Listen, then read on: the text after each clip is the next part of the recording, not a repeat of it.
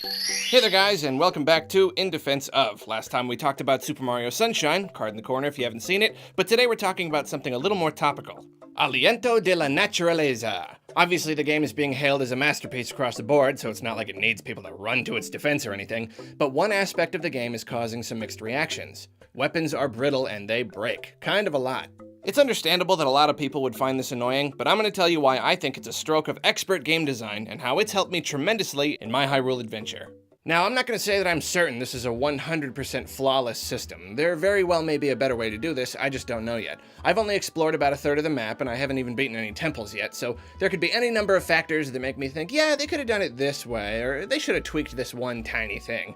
And I'm certainly not going to claim that it doesn't sometimes get annoying. There have been plenty of times when the game's like, your whatever sword is about to break, and I'm like, ugh, seriously? It's a bit of a barrier to entry, and a lot of casual players are probably somewhat irked by it. But the more time I spent with the game, the more I started to realize how the breakable weapons had shaped my experience, and in all the right ways. Here's how it went with me.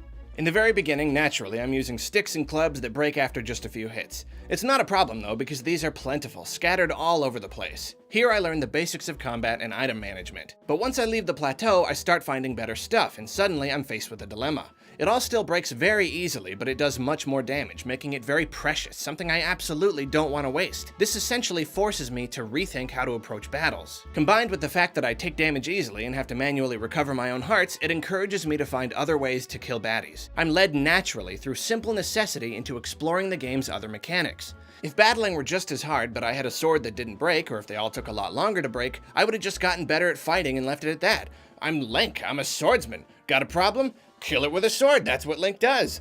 But instead, now stealth isn't just some slightly novel mechanic you use so a moblin doesn't set you on fire and throw you in jail. It's a feature I want to use all the time. Sneaking means I can better control the tide of battle. I can pick off sentries and get a lay of the land and even sneak strike, which deals the most damage with the fewest strikes. And bows? Bows in other Zelda games are for flying guys and guys with one big eye, period. Here, my bow is the perfect damage-dealing supplement, and I do my best to learn how to make use of it. Precision aiming, compensating for wind and distance, swapping out arrows quickly, all that. Bows break just like melee weapons do, but it takes a bit longer, and keeping my distance means I'm safer. I learn the value of a headshot. I learn how to use fire and explosive barrels to my advantage. Every time I approach an enemy camp, I take a good look at my surroundings to see if there's anything I can use to my advantage. Like I said, I would have had to do none of this if I could just sword up every guy I came across. I wouldn't need to learn all these other mechanics, and ultimately this variety makes enemy encounters infinitely more fulfilling than in other Zeldas. It makes jumping into a pile of guys and spamming your spin attack look like a joke. Oh, but the rabbit hole goes deeper. On top of encouraging variety in combat, this system also encourages variety in my weapon choices. In this game, I tend to favor one-handed stuff because I'm terrible at dodging and I need a shield if I'm going to avoid getting hit.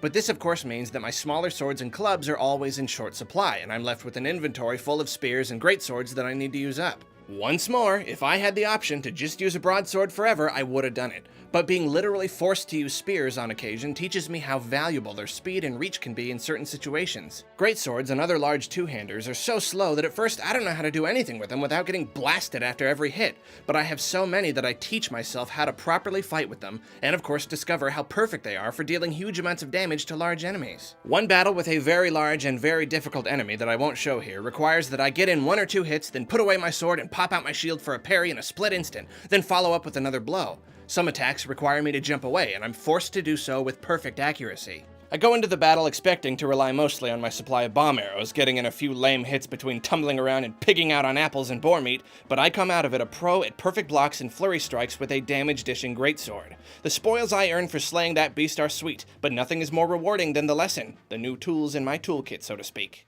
Then, once I finally feel that I'm beginning to figure this game out pretty darn good, things start to change. The enemies get stronger, but so do the weapons I find. Everything becomes much more durable, meaning that I can go to town on a group of dudes and come out of it with the same sword I started with. If every weapon in the entire game broke after a few seconds, then yeah, it would be exceptionally annoying and bring the experience down.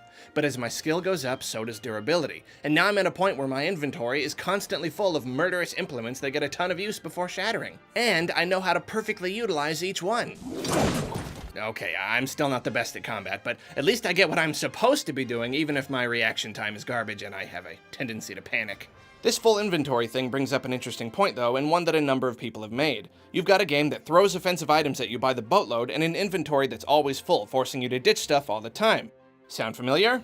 Because that's one of the things I criticized Color Splash for. I'm really glad this comparison was drawn because I want to explain why these two instances are very different, and why it works for Breath of the Wild, but doesn't work for Paper Mario. The main reason is difficulty. Most of the baddies in Color Splash are so easy that you can beat them with even the weakest items. But the game chucks the most amazing cards at you, for free, all the time. Fountains of cards, right at your face. So when you're inevitably forced to use this stuff on tiny guys, you're talking about pure waste. It eliminates all challenge, all feelings of accomplishment, and all value that these cards might have had. They get used up after one go, so in theory you should want to conserve them, but ultimately they're not worth anything. Breath of the Wild is on the opposite side of the same coin. When you consider that every weapon held by an enemy can be picked up, you do indeed have a very heavy stream of resources, and of course they get used up just like cards do. But the biggest difference is that battle is not easy. You can have the hugest, nastiest weapon and you'll still get your clock cleaned if you don't know how to properly use it. Enemies have a lot of health and they know how to fight. Plus, the stuff they drop will often be on the weaker end of the scale. If you want better drops, you have to face tougher enemies, and the best loot will most often be found after completing challenges or discovering secrets. In other words, you've got to earn the really good stuff. Do I often have to throw stuff away as I did in Color Splash? Absolutely, and it can be a bummer chucking something awesome on the ground just because there's no room for it. But that really just means I've earned the ability to really go to town on monsters and not be quite as careful as I am. It also encourages me to hunt down more Koroks, i.e. more exploration.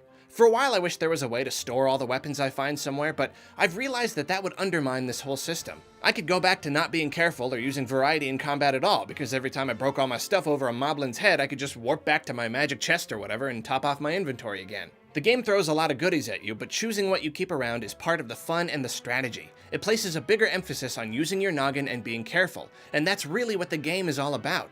That's what makes it new and exciting versus Link's previous, often overly easy, and hardly strategic adventures. So the next time your Dragon Bone Boko Spear shatters on the chest of the sad sap who dropped it, you thank the game. You say, "Thank you, sir, may I have another?" Then you whip out your soldier's broadsword and pray that that breaks too, because that's the game making you stronger. Well, that's it for this episode of In Defense Of. Tune in next time when we talk about Metroid Other M. Not!